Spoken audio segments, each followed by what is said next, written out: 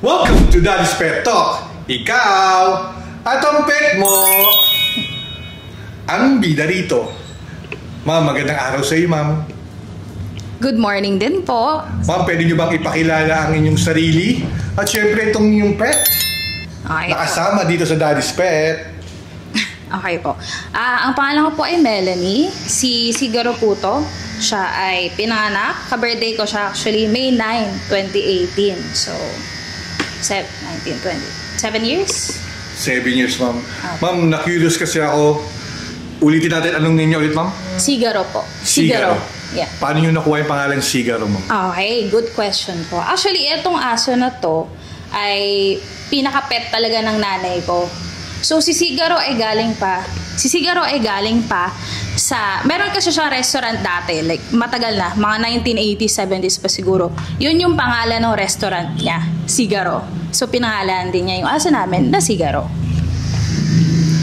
Ma'am, bali po na bigla akong tinatamad ako kasi masama pa kinamam ko. Nung nakita ko siya, pumunta kayo dito dahil nagpakagupit lang naman ng kuko to si Sigaro. Opo, bumabaon na po. Nakita ko yung sugat niya, tinanong ko kung ano nangyari. Bago tayo pumunta sa yung sugat niya na yun, kung ano nangyari or sa sakit niya. Ma'am, pwede bang ikwento kung ilang buwan sa inyo napunta siya, si Sigaro sa inyo, ma'am? Okay po. Ang pinaka-aso ko po, o yung talagang original na aso ko, is yung nanay niya. So, anak na po, second generation na. So, babae po kasi yung aso ko. So, lumalabas kasi siya. So, dumating sa punto, nabuntis siya. Tapos, ito yung mga aso kasama sa first batch ng mga anak niya. Opo. So, 6 yata sila. And, nabenta na ng nanay ko yung 5. Tapos, nabenta, napamigay. Tapos, ito na lang po yung natira sa first batch niya. Bali, alam ko, may nararamdaman si Sigaro ngayon, pero hindi siya kumukulit. Ma'am, pwede niyo bang ikwento kung anong nangyari ngayon kay Sigaro? Ano yung nararamdaman niya? Sa araw na to na may sugat siya, anong pong tawag sa sakit niya po, ma'am? Okay. So, ngayong araw po, papakita ko, may sugat po siya ngayon sa likod. Ito po, kung di pa ako nagkakamali, isa sa mga simptomas or pag nakatagalan, meron kasi siyang sakit na TVT. So, feeling ko, alam naman yun na as an audience, cancer siya ng aso in a form of HIV. So, nakukuha po ang TVT. HIV, ma'am, meaning parang AIDS ka, no? Opo, sexual. Nakukuha kasi siya sexually. So, lumalabas po, nakakalabas po kasi yung aso namin. Hindi lang rabies, no? Hindi lang rabies. Oo, sa kalsada. May HIV rin pala? May HIV din po ang aso. May ko rin nalaman yan, ma'am. Buti na-interview ko kayo eh. Salamat Para at least yung sa pet community, malaman rin nila kung ano-ano ba pwedeng maisali ng iba-ibang aso. Opo. Sa mga aso nyo, kung kayo pabaya, ito, hindi naman pinabayaan siguro. Nagkataon lang na lumabas. Opo. Ma'am, ano po yun? Ituloy niyo po ulit, ma'am, yung kwento. Ayan po, thank you. So sa mga pag nakakalabas po siya, paglabas-labas niya, na hindi ko na rin alam kung paano talaga naging pinaka-story ko saan niya nakuha. Pero eventually nag-materialize yung mga simptomas niya. Siguro mga November ng 2024.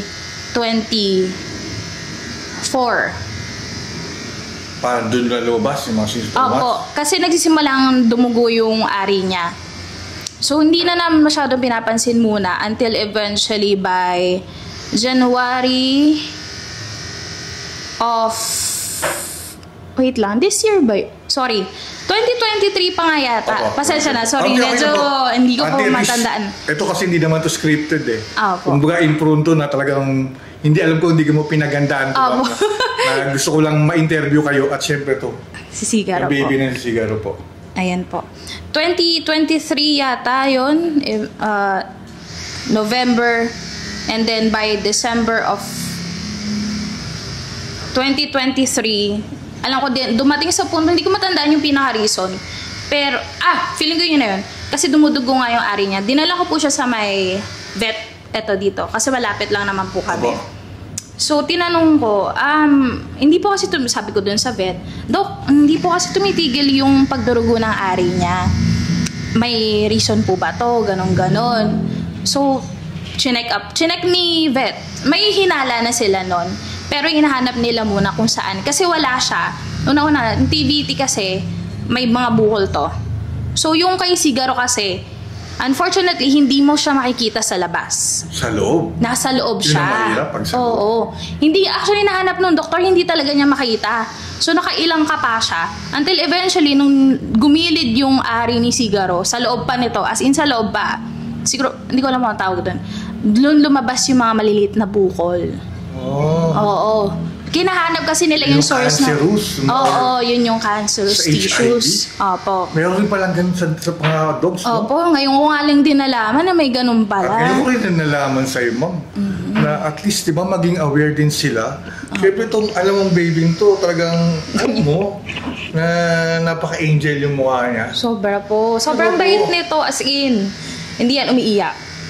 Kahit ano mangyari. Kahit maraming nararamdaman. Oo, hindi yan. Ma'am, siyempre, alam ko, hindi naman biro ang magpa-vet eh. Opo, totoo Alam ko po. po, ma'am, na naitataboy niyo pa rin si Sigaro, ma'am. Talagang dahil sa pagmamahal niyo eh. Opo.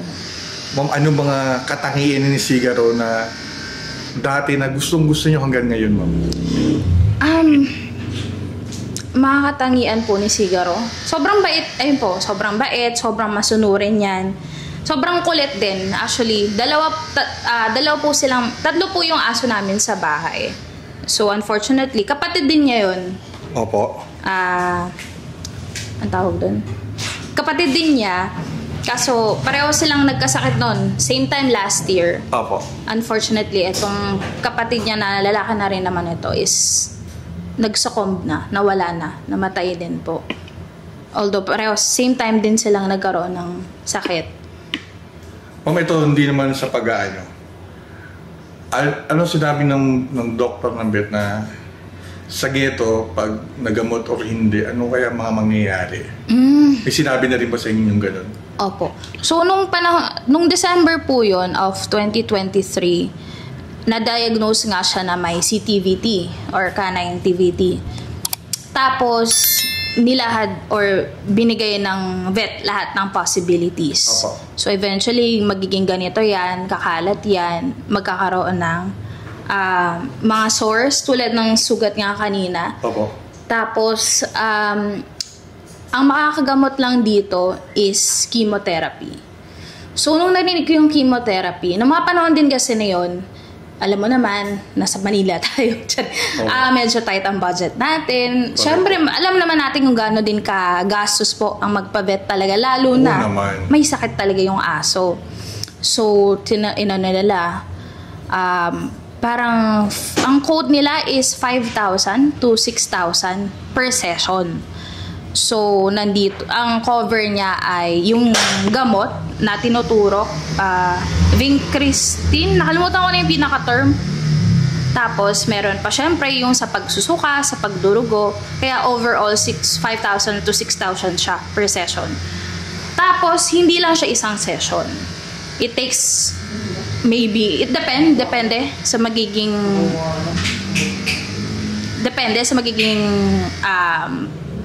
depende sa pag-adapt ng aso. Depende po sa pag-adapt ng aso. Ma'am, bali po, ito, siyempre, ako, hindi ko rin naman sinabi na, di ba, kinito sa inyo, namatayan din ako ng aso. Ito, siyempre, sana tumagal pa siya, no? Ay, sana po talaga. Kasi alam ko naman, kaya nyo siya pinagagamot. Pero gusto nyo pa makasama siya ng matagal. Kasi yung mukha niya, kahit in pain na yung mukha niya, alam mong tumatayo, lumalaban. Totoo. Yun yung mga maganda sa mga pets eh. Totoo. Na wag lang talagang may tinatawag kasi na may sasagipin sila. Kasi naniniwala ako sa sagip eh. Hala. Yung sasagipin yung sa part ng pamilya mo or hindi ikaw o sa family mo, may sasagipin sila. Wag sanang mangyari pa yun. Sana walang ganon. Gusto ko tumagal pa buhay ni Sigaro. Kasi kaya ako to, in-interview kita, ma'am, for keeps to. Sinabi ko sa'yo, whatever happens, 4Kids na to, nasa YouTube na to, ma'am. Ma'am, anong gusto mong i-message kay Sigaro habang nandito pa siya sa tabi mo na alam kong makakasama mo pa ito ng matagal? Okay. Kukwento ko na lang din po. Dumating kami sa punto ng sakit ni Sigaro. Last year din to, February. Kasi after a few months, nanghina siya. January, nag-start na siyang manghina. Hindi na siya nakakalabas masyado. Tapos, dumating sa punto ng February of last year, halos nakahiga na lang talaga siya. Hindi siya kumakain. Oh? Hindi na siya umiinom. Sobra talaga noong mga panahon na yon. So, binipilit namin siya. Sinisiringe ko siya. Kasi nagre-research na po ako online kung ano yung magaling na pampalakas ng aso. Kasi hindi talaga siya umiinom, hindi na siya kumakain. Nakahiga na lang siya. To the point na parang sabi ko, siguro, magbababay ka na ba? Tapos ganun, kasi nakakayak din yung moment. Pero, tapos, nung nag-research po ako, sabi nila, mag-blend ka daw ng chicken liver. Opo. Mag-blend ka. Bigyan mo ng chicken, yung anything na pwedeng isi-ringe sa kanya. So, dumating kami sa puntong gano'n, halos 3 times to 4 times a day, sinisiringe ko siya. Bumili rin kami ng mga canned goods na pwede niyang para madali siyang ma-feed. Tapos, eventually, nung sobrang parang, alam mo yun, parang sumusuko na rin talaga siya. Ito yung moment na sabi ko, hindi ko to kakayanin mag-isa.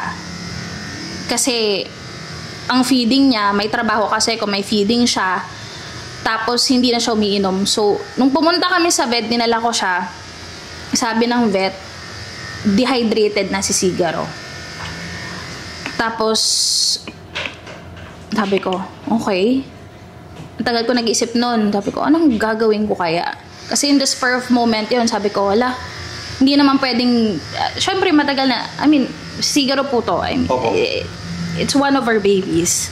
Dito yung pet part of the family nito, ma'am. Anak na yan. Ako Diba? ko na nga yan actually. Iba na yung tawag sa kanya taga. Opo, ako They're na not yan. They're part ganyan. of the family, ma'am. Kahit Family. ganyan yan. Tapos sabi ko, paano kayang gagawin ko? Wala na akong, sorry medyo medyo sharing a little bit. So medyo tight nga share yung mo lang, ma'am, finances ko. para at least may mga idea. At Sure. marami ka, ma'am, itong ma-inspire, Opo. na malaman nila kung ano yung pinaglalaban mo, Opo, sana talaga.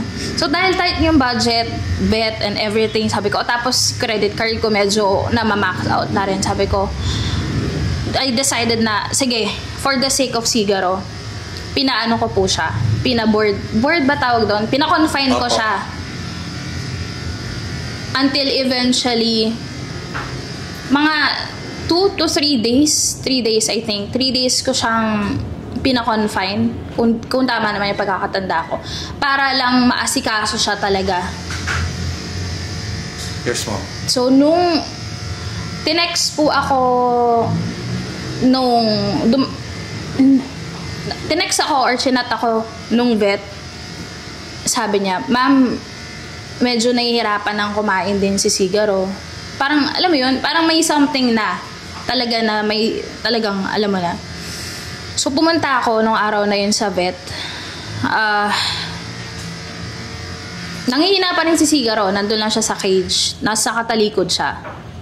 Tapos kinakausap ko siya, kasi pinabayaan lang muna kami ng vet, sabi niya. Tinatanong ko siya, sabi ko, Sigaro, ayaw mo na ba? Parang gano'n. Parang, kaya mo pa ba? Sabi ko, lumalabang ka naman eh. So, sabi ko, pero, habang nandun siya, wait, naiyak ako. So, habang nandun siya, sabi ko, kung kaya mo palababang ka, pero kung nahihirapan ka na, pwede ka naman na magbabay. Pwede ka na mamaalam, hindi ko naman, kung nahihirapan siya, hindi naman namin iti-take for anything na, alam ko mahirap naman din talaga yung nararamdaman niya. So, lumabas pa ako ng vet after that. Tapos kinausap ko yung mga friends ko. kasi kung tutuloy ko pa ba yung pag-confine, kasi nga, syempre mag-assist din yung pag-confine, tapos hindi naman din sure kung gaano katagal. Tinanong ko yung mga kaibigan ko. Na sabi nila din naman, I mean, sana hindi to i-take for negatively ng mga kapets natin na dumating sa punto, sabi ng friend ko, okay lang na iuwi mo na siya. Para, alam mo yun, mahihirapan ka rin naman sa vet and everything. At least alam niya na kapag inuwi mo siya sa inyo, he will be spending the last and best days of his life with you as a family. So sabi ko, okay, it makes sense. Tapos, on a lighter note, a year later, ang bilis mag-change. On a year later, andito pa siya. Ang taba na niya ngayon compared sa itsura niya before na sobrang payat. Talagang dumating yata siya mga 10 kilos, 12 kilos na lang siya. So, eventually, hopefully, it's a hope for everyone na it eventually gets better din talaga. Yun nga yung sa mga tulad natin mga poor parents, ma'am. Sa mga ganung pamaraan, kailangan kasi nating i-give up yung life ng ating mga pet. Pero yung love, it will stay forever. Totoo. Kasi mas masakit si atin, pero mahirapan sila. Kaya, ang pets kasi natin, pag talagang alam niyang pinaglalaban mo siya, lalaban. Diba? Oh, thank you, siguro. Kasi ganyan yung mga pets talaga, ma'am, na kaya gusto-gusto ko sa interview, may naramdaman kaya agad ako siguro na iba yung sa akin, iba yung charisma niya, na kahit in pain siya, may nararamdaman siya. Alam mo yun? Nagpagupit kayo ng kukurito, ng nail, diba? Opo. Okay lang sa kanya, nasaktan na konti, pero nung sunod-sunod na okay na siya. Okay. Kaya gusto ko talaga interviewin, ma'am. Thank you po sa Ma'am, opportunity. ako, ma'am, may sa behalf of our Daddy's Pet na talaga nagpapasalamat na pinaunlakat mo itong interview to. Alam kong masakit to eh. Diba? Na una, tatawa-tawa lang tayo. Nag-uusap tayo ng una. Kung pwede kang interviewin. Pero talagang pupunta tayo sa cry. Kasi kaya tayo umiyak. Masakit eh. Nasakit. Sobra. Diba? Nasakit. Lalo na pag napamahal sa'yo. Nang sobrang tagal. Tapos, kasi sila talaga yung, sa akin o sa lahat ng mga poor parents na pagdating kasi sa pet, sila yung alam mong hinihintay ka. Totoo.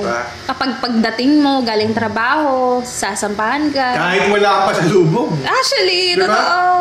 Lalo na kung meron, di ba? Lalo na kung meron talaga. Eto, ma'am. Siyempre,